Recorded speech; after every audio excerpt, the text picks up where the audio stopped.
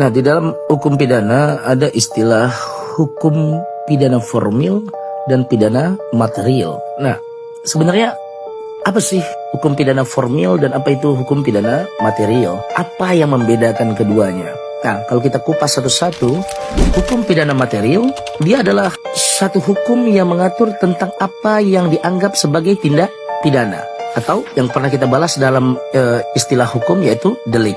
Dan siapa yang dapat dipidana. Jadi hukum pidana material mengatur perbuatan dilarang serta ancaman sanksi terhadap pelakunya.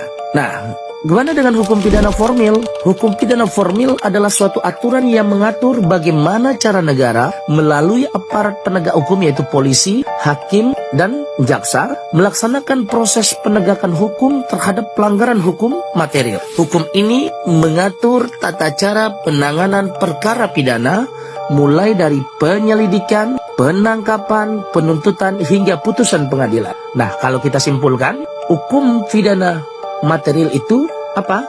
Sumber hukumnya adalah KUHP, Kitab Undang-Undang Hukum Pidana. Kalau hukum pidana formil, sumber hukumnya adalah Kitab Undang-Undang Hukum Acara Pidana, ya. Jadi itu yang membedakannya. Selain itu, ada juga pembedaan yang lain. Hukum pidana material berfokus pada perbuatan dan ancaman hukuman atas perbuatan pidana. Sementara hukum pidana formil berfokus pada tata cara prosedur untuk menegakkan hukum pidana material. Itu sebuah kesimpulannya. Nah, kalau kita lihat secara sederhana, hukum pidana material adalah tentang apa yang melanggar hukum. Hukum apa yang akan dijatuhkan atas pelanggaran itu. Sedangkan hukum pidana formil menjelaskan atau mengatur tentang bagaimana proses hukum berjalan. Terima kasih.